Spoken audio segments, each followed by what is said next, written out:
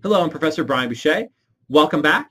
This video kicks off our look at shareholders' equity, which is the last stop on the balance sheet. In this video, we're going to talk about share issuances, the difference between common and preferred stock, and share repurchases. Let's get started. So as we talked about in the first week, shareholders' equity is the residual claim on assets after settling the claims of your creditors. In other words, assets minus liabilities. So this notion that if you measure your assets correctly and your liabilities correctly, shareholders' equity is what's left over. But we saw that it came from two different sources. One was share issuance.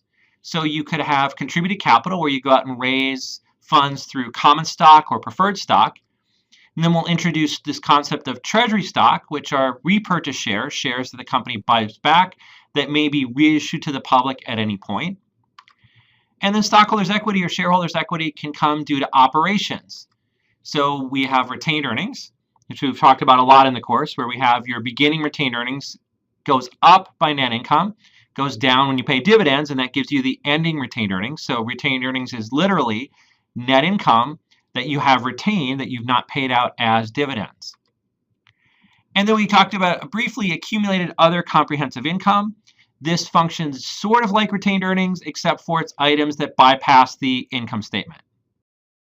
I would very much appreciate it if you could elucidate the differences between stockholders' equity, shareholders' equity, owners' equity, and just plain equity.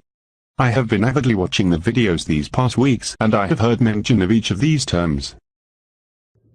Good question. The terms stockholders' equity, shareholders' equity, owner's equity, just plain equity all mean the same thing. You see stockholders' equity and shareholders' equity most common, and I'll tend to use those terms interchangeably both on the slides and when I talk about the slides. So let's talk about the two types of stock that companies can issue.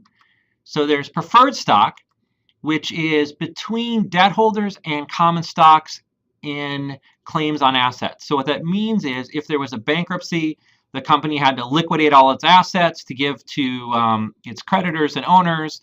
The debt holders would get first claim on the assets, whatever's left over. Then the preferred stockholders would come in, and then the common stockholders would come in last. Preferred stock doesn't have any voting rights, so they can't vote on the board of directors, but they are entitled to a fixed dividend that has to be paid before any common dividends are paid.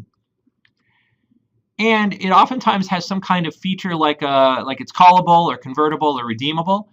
Callable means that the company could buy it back at the company's option. Convertible means that the holder can convert it into common stock. Redeemable means the holder could make the company buy it back. So this preferred stock is this sort of weird way station kind of instrument sort of between debt and between equity that can oftentimes be turned into common equity or just be taken out by the company if need be. Common stock has all the voting rights, so they get to vote on who the board of directors will be, but they're the last claimant on assets, so they have the biggest risk of loss in a bankruptcy, but then they often get the biggest return if the company does well. Par value, as we've talked about before in the course, that's the stated value on the shares that's used to compute the balance in common stock or preferred stock.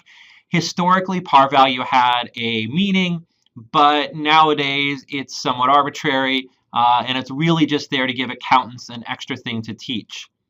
And then, of course, additional paid in capital, or APEC, records all of the amounts received when you issue stock that come in excess of the par value. I would prefer preferred stock if it had no par value, but why else would one prefer preferred stock? I agree that preferred stock is this weird combination of debt and common stock. And I think one of the reasons that investors like preferred stock is that some investors really like dividends. And with preferred stock, you get a guaranteed dividend, or at least guaranteed in that they can't pay common dividends until they pay all the preferred dividends. And in some countries like the US, dividend income is taxed at a lower rate than interest income, like if you bought a bond.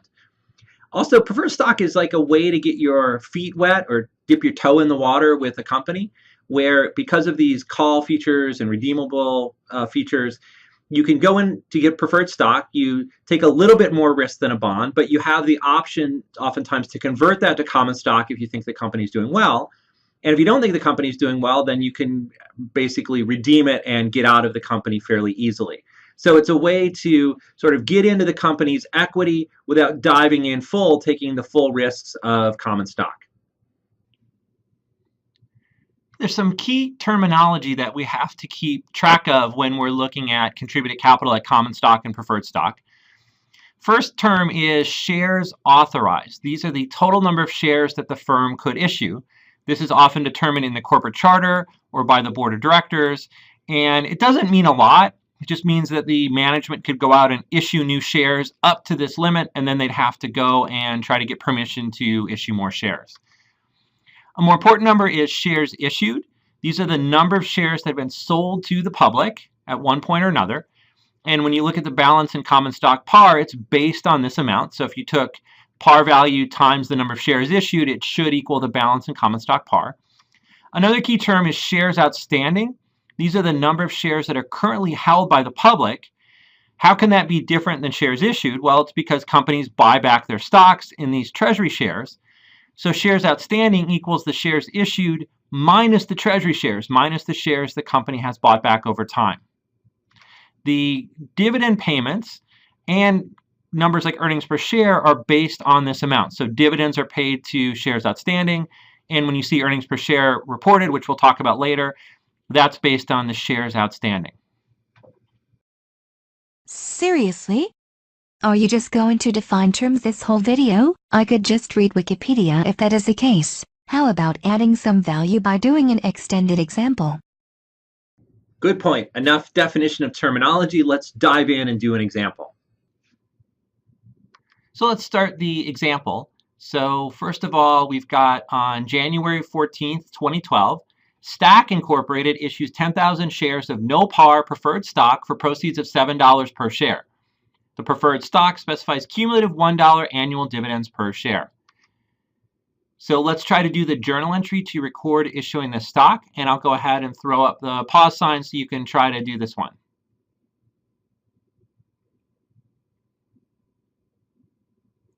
Okay, so we're going to have a debit to cash for $70,000. We're issuing 10,000 shares, $7 per share. That's $70,000 cash we're receiving. We're going to credit preferred stock for $70,000. All of the contributed capital goes into preferred stock because it was no par. So there's nothing that goes into additional paid-in capital in this case. By assumption, when it's no par, everything goes into preferred stock. And we also don't do anything with the dividends at this point.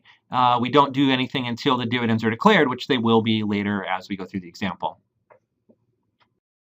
The tellers, I love this preferred stock, but what is this cumulative dividend?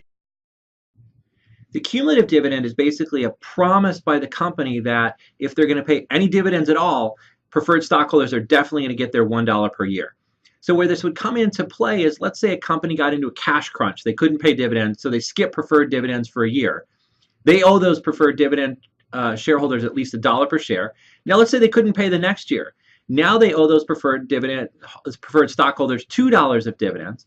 Before the company could pay any common stock dividends, they have to go back and pay the $2 of cumulative dividends that they've missed. So what happens is if a company misses preferred dividends, they add up, they accumulate, and before the company can pay any common dividends, they have to pay all those accumulated dividends on the preferred stock.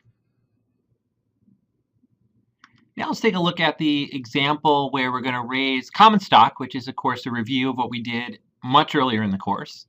So on January 14, 2012, Stack Incorporated issues 12,000 shares of $1 par value stock for proceeds of $10 per share. So I'll go ahead and throw up the pause sign, and you can try to do this. So we're going to debit cash for $120,000. That's the 12,000 shares times the $10 of share that we get as proceeds. Credit common stock for the par value. So that's 12,000 shares, $1 per share. Par value is $12,000. And then everything else goes into additional paid-in capital, or APIC, $108,000. That's the additional proceeds beyond the par value. Now, one thing that we're going to keep track of with this example is the number of shares issued and the number of shares outstanding, which are both 12,000 in this case, but we'll need to know these figures later on. Next thing we're going to talk about is share repurchases and this account called treasury stock. So companies sometimes repurchase their own shares. These repurchased shares are carried in the treasury stock account, which is a contra shareholders' equity. So XSE stands for contra shareholders' equity. That means it goes up with a debit and down with a credit balance. So just the opposite of the way stockholders' equity normally works. Treasury stock does not have any voting rights or dividends rights, which makes sense. We wouldn't want the company voting on its own board of directors. And treasury stock can be reissued by the firm at any point. Reissued means sold back to the public. The reissued treasury stock will come out of the treasury stock account at its original price. So if you repurchased at $11, when we take it out, we're going to bring it out at $11. And then APIC, or in some cases retained earnings, is used to balance the journal entry if we resell it for a price that differs from what we bought it. So if we bought it at 11 but then resell it at 13, we need to do something with that extra $2. It's going to go into APIC or retained earnings because companies cannot book gains or losses trading in their own stock. I am a bit flamboozled as to why a company would repurchase its own shares. Seriously. Does a company also loan itself money and hire itself to work for itself? So there are four big reasons why a company would repurchase its own shares. The first one is they may have excess cash. And instead of paying that cash out as a dividend, which could have some problems that we'll talk about later, they decide to just buy back their shares, basically give the excess cash to any shareholders that want to get out of their investment or cash out. Second reason is the company may think their stock price is undervalued. And while you could talk to analysts or investors or go on TV and talk about how your stock is underpriced, a way to put your money where your mouth is, a costly signal, would be to go back and buy your shares because you think they're underpriced. The third reason, and this is one of the big reasons nowadays, is you buy back shares to sell to employees under employee stock option plans. And we'll talk about that later in the week. And the fourth reason is you may think that you're under leveraged as a company. So you borrow some money, use the proceeds to buy back stock to increase your leverage, increase your debt to equity ratio, which would then increase your ROE, maybe give you some more returns to leverage. So those are the four big reasons. But the big one I think nowadays is buying back shares to use for employee stock options, which, as I mentioned, we'll talk about later in the week. So now let's go back to our example and look at how treasury stock would be purchased. So on March 3rd, 2012, Stack Incorporated repurchases 4,000 shares of its common stock at a price of $11 per share. I will throw up the pause sign and you can give this one a chance.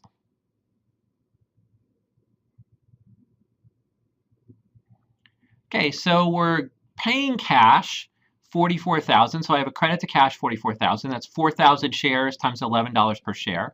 The debit is going to be this account treasury stock, which is a contra shareholders equity, which means it's increased with a debit, and it goes in at 44,000, which is the 4,000 shares times $11 per share.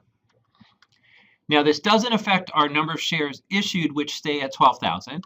But our number of shares outstanding drops to 8,000 by bringing these 4,000 shares into the treasury. There's now only 8,000 shares that are outstanding among the public. Now let's sell some of this treasury stock. And first, we'll look at what happens when there's a price increase. On April 4th, 2012, Stack Incorporated sold 1,000 shares of its treasury stock at a price of $14 per share. So this one's hard, but I'll put up the pause sign if you want to try to do the journal entry.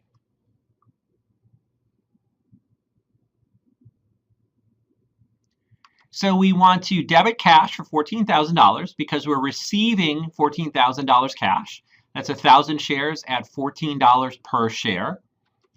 We're going to credit treasury stock to reduce the treasury stock for $11,000. Remember, that's the original cost that we bought shares at $11 a piece. So 1,000 shares times $11 gives us the $11,000 that we take out of treasury stock. And then we're going to plug additional paid-in capital. So additional paid-in capital is going to increase by $3,000, and it's going to do that simply because we cannot book a gain on this sale because it's transaction on stock. Got to put it somewhere, so we put it into additional paid-in capital. Our shares issued remain at 12,000. Our shares outstanding now increase to 9,000 because we've reissued 1,000 shares to the public. The public now holds 9,000. We still have 3,000 shares in treasury. Why would the company not be enabled to record a gain in this transaction? They bought low, sold high, and should get credit for a gain. No pun intended. No pun intended? Oh, credit for a gain. A gain is a credit. Good one. So there's a couple reasons why we don't allow companies to book gains or losses on transactions in their own stock in the income statement. First is these stock transactions have nothing to do with operating the company. So what we want on the income statement is revenues and expenses that apply to running the business. Buying and selling your stock doesn't have anything to do with your business. It's not your core operations. And the second reason is that these stock transactions are easily manipulable by companies. So it would be very easy for a company to book a gain trading in its own stock. All the company would have to do is come out with some pessimistic news, some bad forecasts, the stock price would go down, the company buys it. Then a month or two later, come out with some good news, a good forecast, stock price goes up, they sell it. If we let them book a gain on that, that's not very high quality earnings because managers have a lot of control over the timing of that gain. So we don't want to have that kind of potential abuse. So any kind of stock transactions where companies have superior information, we keep off of the income statement. Next, let's look at an example of selling treasury stock when the price has gone down relative to when we originally bought it. So on May 5th, 2012, Stack Incorporated sold 1,000 shares of its treasury stock at a price of only $9 per share. Remember, it originally bought it at $11. So I'll go ahead and put up the pause sign and see if you can do the journal entry here.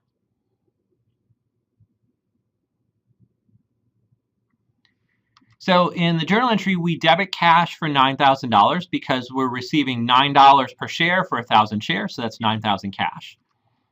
We credit treasury stock. We remove it from the contra shareholders equity account at the original cost, which is $11 per share, or $11,000. Now we need a plug to a debit, so we debit additional paid in capital, reduce the APIC account by $2,000. That's the plug. We need that because we can't recognize a loss in this case. Now our shares issued, again, still 12,000. Our shares outstanding have gone up to 10,000 because we've reissued another 1,000 shares to the public. We still have 2,000 shares in treasury. One more note, we reduced APIC. If APIC had a zero balance, additional paid in capital can't go negative. So if APIC had gotten down to zero, then you'd have to switch the debit to retained earnings instead, which is not a problem because retained earnings can have either a debit or a credit balance. Seriously? How could a company ever have a balance of zero in APIC? And what if retained earnings was zero? Actually, it's becoming more and more commonplace that companies' APIC is going down to zero and they're having to go to a debit to retained earnings in this kind of journal entry. And again, it's because of these employee stock options, which we'll talk about later in the week. Just as a preview, anytime an employee exercises a stock option and we use treasury stock to deliver the stock to them, they're paying less cash than what we bought the treasury stock for. And so we get this debit to APIC. And so there's companies which have gone through all their APIC. APIC can't go negative, so it stops at a zero balance, and then we start to debit retained earnings. And for a lot of companies that do a lot of stock options, their retained earnings actually go negative as it can and becomes accumulated deficit. And in this case, the accumulated deficit is not bad news. It's not that their operations have been cumulatively unprofitable. It's actually good news. It means that their stock price has been going up. They've been giving a lot of options. The options have been exercised, and it's just eating into this APIC and retained earnings. So it's a weird feature of this stock-based compensation that we're seeing nowadays that you actually see a lot of these debits to APIC and then debits to retained earnings, and oftentimes negative retained earnings due to these employee stock options, which I don't know if I mentioned. We'll talk about later in the week. There's one more treasury stock transaction we're going to look at, and that's treasury stock retirement. Now, retirement means that we're going to destroy the shares. We're going to permanently retire them so that they can never be reissued, and they'll be taken out of shares issued count. So these shares are gone for good. So on May 15th, 2012, Stack Incorporated decided to retire 1,000 shares of its treasury stock. So I'll put up the pause sign and you can try this journal entry, but this one is pretty challenging.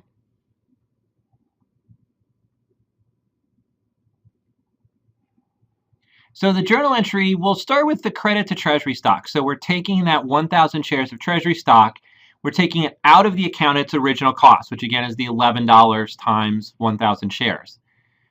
Since the shares are being retired, being destroyed, we want to get rid of the balance in common stock. So we're going to reduce that by 1,000 shares times the $1 par value. And then we'll take the rest of this out of additional paid-in capital to plug. So it's the exact opposite of issuing a share where you create common stock and create APIC. When you retire a share, you remove the common stock, you remove the APIC. So now our shares issued balance drops from 12,000 to 11,000. So those shares are gone. Those 1,000 shares can never be reissued.